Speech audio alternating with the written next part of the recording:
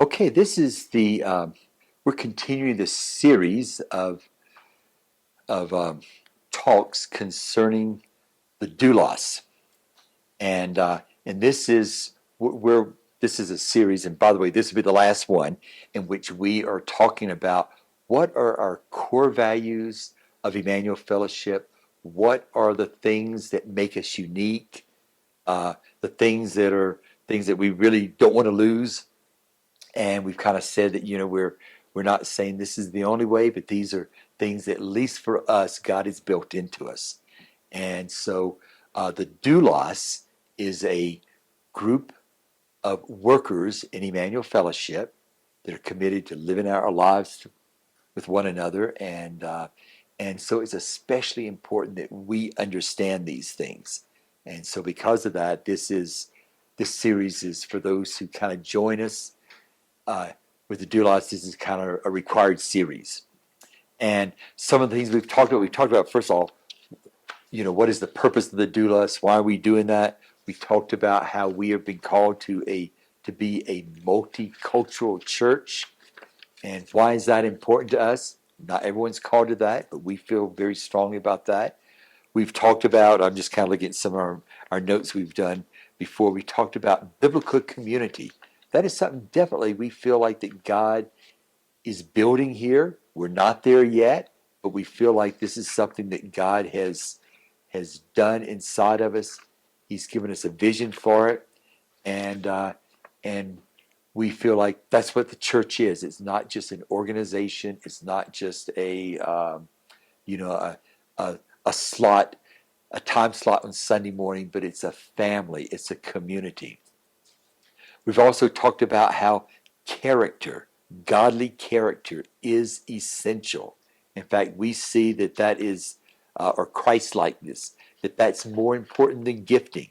It's more important than knowledge. And we kind of looked at the scriptures on some of those things. And then we talked about also last time how we want to be a Christ-centered church, not a pastor-centered church. We want to be, we don't want to be chasing out of, or uh, we don't want to be distracted by money. We don't want to be distracted by sensational things, tangents. And we talked about a lot of different examples of that as well. So this time, I want to talk about what are some things that I or we see ahead. Things that, very honestly, that we still have a long ways to go with. But so in some ways, this might even sort of represent our vision. I mean, the others have been too, but these are things uh, that probably express where we want to go. And really, all these things that we've talked about are just maybe ways that help us to get to where we want to go. So I want to mention 5 areas. We could probably talk a lot about every one of them. We do talk a lot about every one of them at times, and especially within the context of the doulos. And so I'm not going to be giving a biblical presentation of all these, but just kind of mention that these are some of the pillars of where we want to go. The first one is evangelism and discipleship. I mean, when you really kind of get rid of all the fluff, that's really the 2 pillars of what a healthy church should be. And a healthy Christian is that we are involved in evangelism and we're involved in discipleship. Now that means that we've got to learn how to effectively evangelize. And evangelizing, the message has been the same for 2,000 years, ever since Jesus, left us. But sometimes the way we do it, the methods, some of the wording that we use might change just to be able to kind of reach a particular culture or a particular time.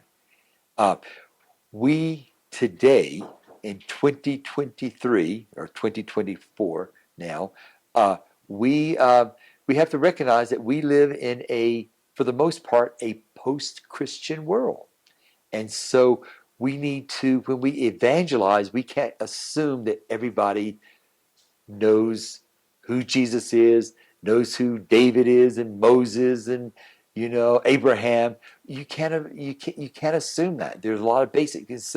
So I feel like as a church worldwide and for Emmanuel Fellowship, there's a lot of things we need to kind of learn afresh. How can we be effective in sharing the good news today in this dark world? Also, I believe we have to learn to have a heart for the lost.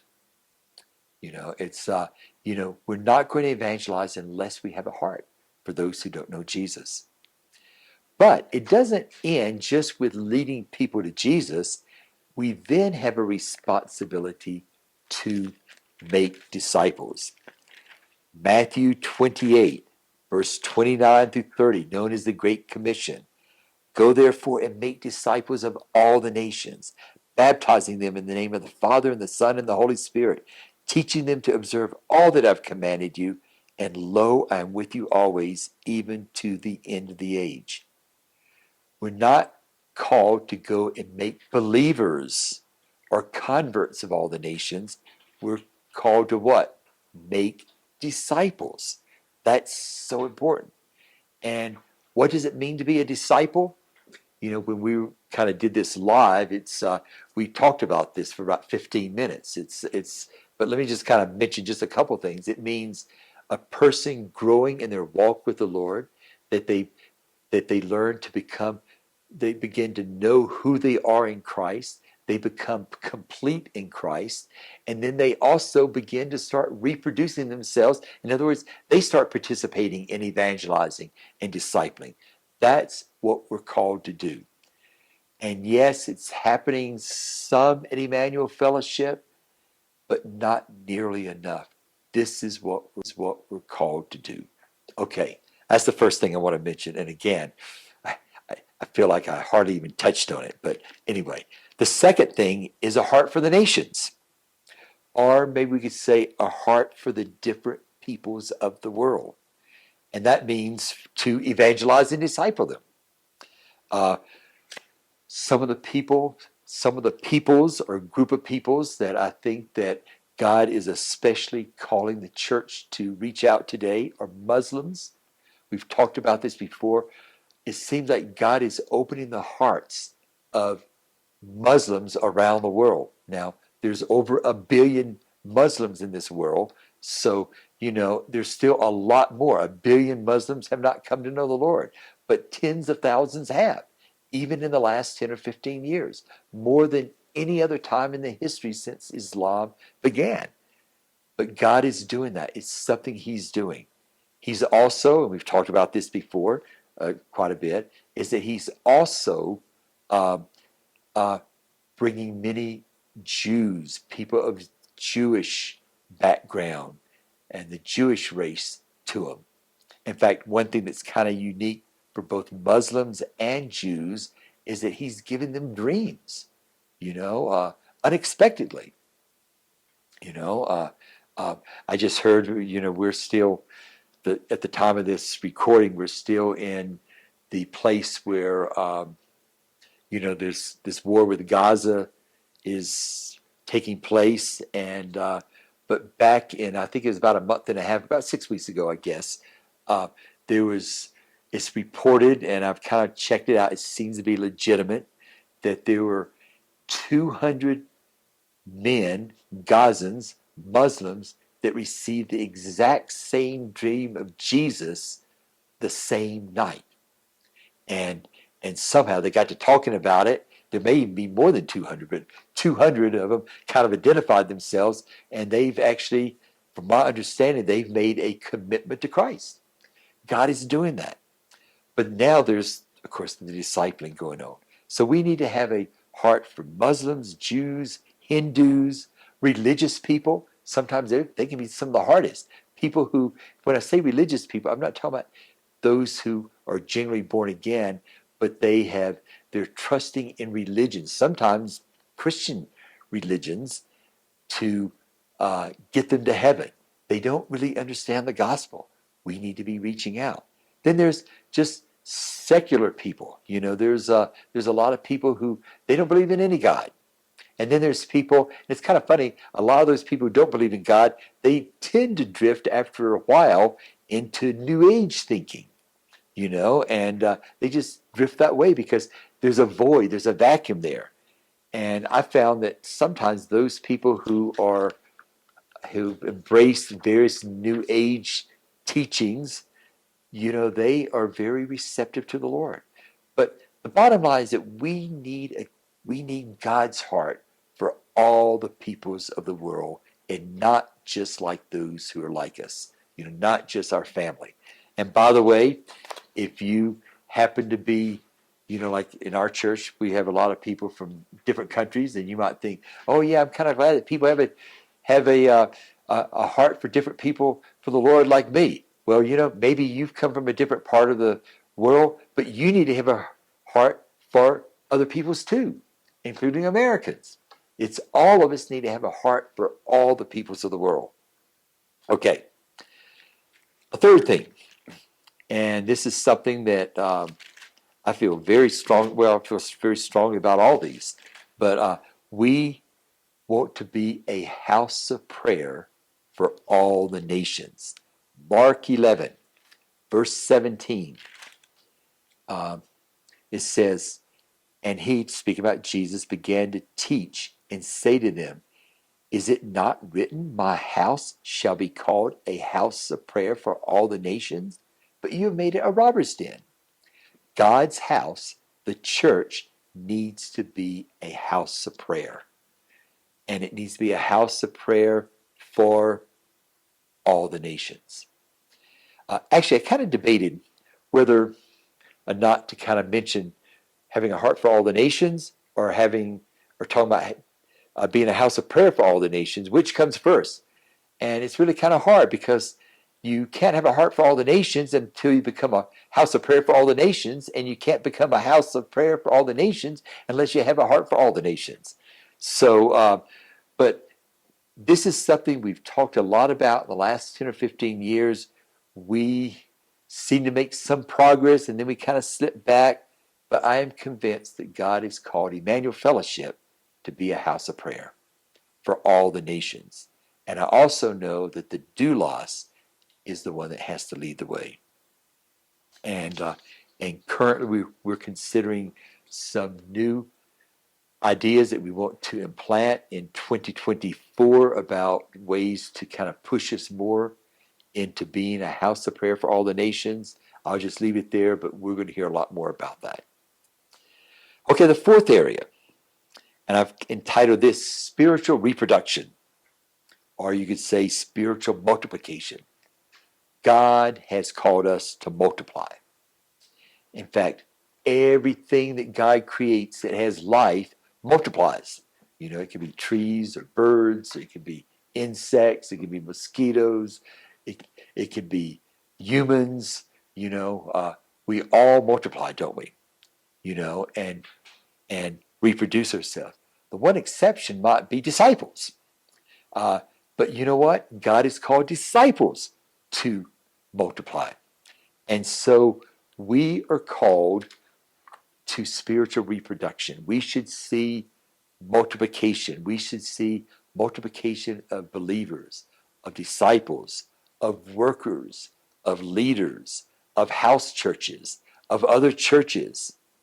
And like with workers and leaders, especially, Jesus, you called us to pray for workers in the harvest. In fact, he says the harvest isn't the problem. It's what? It's the lack of workers. And the harvest is going to explode as there's more workers, more leaders to lead the way. It really is a big need. And then the fifth area, and this sort of builds on that, is that I believe we've been called to plant more church communities around the world. Now, about 10, 15 years ago, we did several exploratory trips with the goal of starting another church community. And but it just never really happened. My conclusion is that it's not because God hasn't called us to it. Maybe it wasn't the timing, or maybe there's other things He wanted to work inside of us first. I think both of those are true, But I just want to kind of share some thoughts of what I believe God is saying for us as Emmanuel Fellowship. I believe that yes, He wants us in the future. I'm not going to put a timetable. He wants us to start other church communities in other places around the world. It's probably going to mean partnering with other young workers in the country or the city that we want to plant that church in. Uh, I know in the past we thought we'd have a team, we'd kind of go there, we'd be there a long time. I'm kind of thinking just because there are so many other there are young workers, there are Christians, there are groups of disciples around the world, but in a lot of cases, there's not really churches or healthy churches or church communities to really foster that spiritual growth and help it to kind of reproduce there in that city or that country. So I believe that's one thing that we're going to be doing. I believe that prayer and intercession is a large part of this. In fact, I believe that that might be one of the areas that God, one of the reasons when we tried or we started pushing in this direction before, and by the way, I don't think it was all wasted that time. I believe we learned a lot from that. But I think one of the things that maybe God is calling us to do, we have to be more involved in prayer and intercession. Um, um, and that goes back to a couple things, a couple points back. We need to be a house of prayer for all the nations. Back in the late 80s, when I was in Maryland, there was a group of us that felt like God was calling us to plant a church in Mexico City. And some of you have heard us tell this story before. But one of the things that when I look back, I think one of the reasons that whole uh, church plant experience was so fruitful was there was a group of people back home that was praying and interceding for us. In fact, there were people interceding and praying for 2 or 3 years before we even left, and praying for every day, and that gave the groundwork or provided the foundation for us to go and plant a church. And that's one reason why I know that this whole area of prayer and intercession is something that God's really calling us to. And it coincides, in fact, it is the foundation of our planting churches other places. So how's this going to work? I'm not sure exactly. It'll probably begin with some exploratory trips. And what do exploratory trips do? One is prayer and intercession. It's one thing to pray here in Summit County for somewhere that we've maybe never been, but once we go there, and once we're there, all of a sudden, once we start meeting people, once we start seeing some of the obstacles, some of the cultural and religious walls that are keeping people from hearing the gospel, all of a sudden, our prayer goes to a different level. And so I think exploratory trips are very important to pray, intercede, both there and we get back. And I think also just to be able to connect with believers that are there already and to hear what they're, where they are, because whatever we do needs to be in partnership with some believers there as well. Um, I believe I believe there'll be teams from here that will come alongside um, to help model community, and they'll be coming alongside Christians that are already there. There could be teams that are there for 3 or 4 months. There could be some that maybe are there for a year or so. I don't know how it's going to be. I do know that probably in the past I was good at kind of planning out exactly how it was going to happen. And I feel like one thing I've learned is that we just have to wait on God and see how He does it. Whenever I talk about this, there's always people kind of say, "Well, where do you think Mike will be planting churches?" I don't know. I believe that probably France will probably be one area just because I think we've already been praying for them for so long. I believe that Israel, that we have a role in Israel as well. But how or exactly when, who's going to participate, those are questions that only God knows. And He reveals them to us as we seek Him. Like, and so, really, when we start talking about reproducing ourselves, more church communities around the world, it really goes back to number 4, right? We have to be committed to what? Spiritual reproduction. And we also have to be committed to number 3. What's that? Being a house of prayer for all the nations. And we also have to be committed to number 2, which is what was that again? That was having a heart for the peoples of the world, the nations of the world. And it also goes back to number 1. We have to have a heart for the lost. We have to be committed to evangelism and discipleship. Because if we try to skip that, none of these other things come to place. So these are things I just want to kind of mention to the doulos that I think they're very, very important. We're going to hear a lot more about them in the future.